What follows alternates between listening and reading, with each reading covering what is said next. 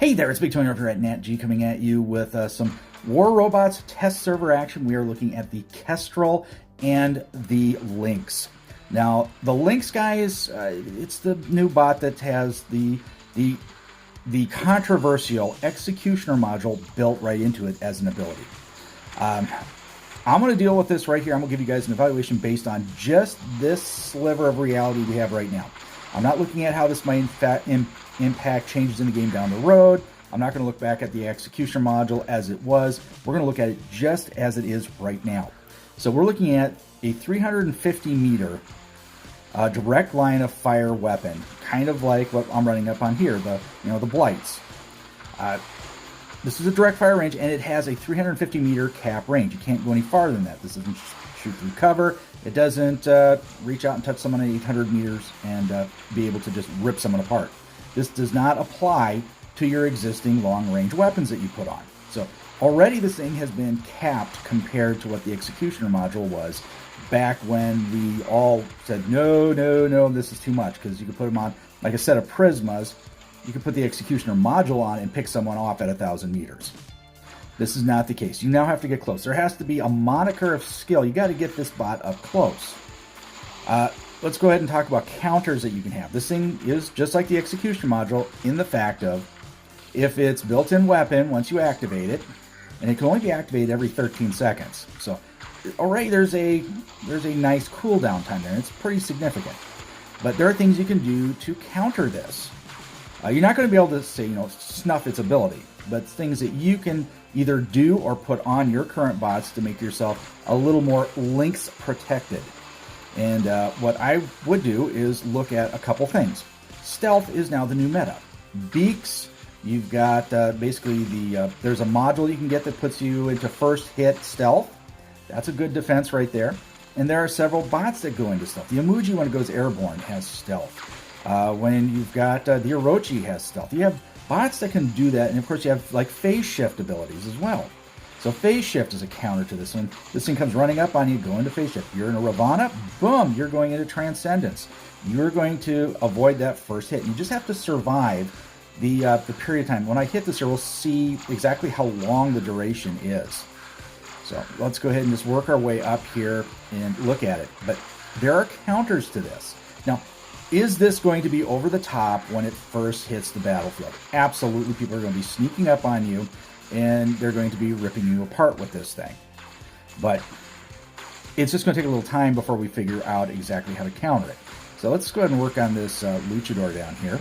And there you can see it's only like 5 seconds this weapon is active. After that, boom, 13 seconds of cooldown.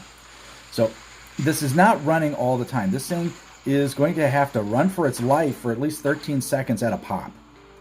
So you're looking at 13 and 5, 18 seconds. So you can do this maybe three times in a minute. So, and of course you can sit there with long-range weapons like this and pick it off at a distance.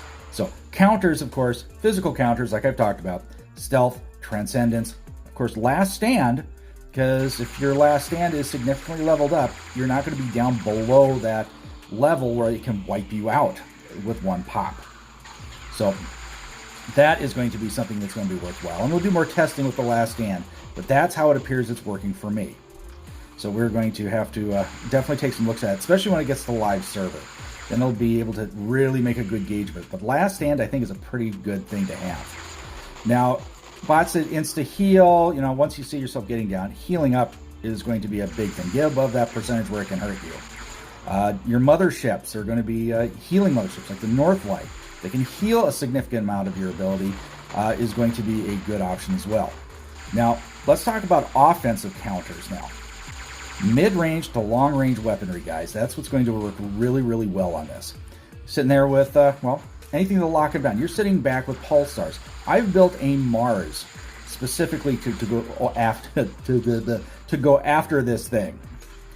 So I can sit there at 600 meters. Quantum radar. Quantum radar is going to be a big thing. Quantum radar and lockdown weaponry. I can lock it into place, pick it off the battlefield before it even gets to me.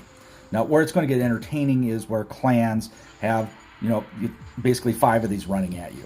Then it's going to be kind of like the days of yore, back when we had the Jeopards that would charge, and before that we'd had the stalkers that would come in, just fleets of these little wolf things running all over you, two-legged little monsters. But that's what we're going to be looking at. This thing is counterable, guys. So I'm not going to get too worked out of shape about it, and I'm not going to demand that things be done to it. Now, just a couple requests that I'm going to give an evaluation is it maybe reel back the distance just a bit more. Make it 200 meters, not 350. Make it so you really have to use some tactical skills to get up close to tear things apart with this thing. Now, 2 heavy weapons on here. This has got some punch power, guys. And it's not squishy, it's not super tanky either. So this thing here is definitely going to be entertaining. Now, it's going to be faster than you see right now. I have 2 of the nitro units on here to give it speed. This is kind of simulating pilot skills and things like that where I can get a little more speed. But if you run 2 of these units along with the Kestrel, which gives you speed upon kill and hit, you get basically a bump up every time you hit something, and you get a little more when you take something down, do a little damage, hit something, you get a speed bump. Do that with the pilot skills, and you put these nitro units. This thing's going to be running around the battlefield really, really quick. And there's a nice godlight going right there. I'm definitely liking the hammers on here. It definitely seems to work well. But you're definitely looking at something that is going to be fast. You're looking at something that is going to be deadly, but it is dealable. And we talked about the counters in my short video here. So that's my quick eval here from the test server. I'm actually kind of going to give this a thumbs up because I think it's going to be entertaining to run this.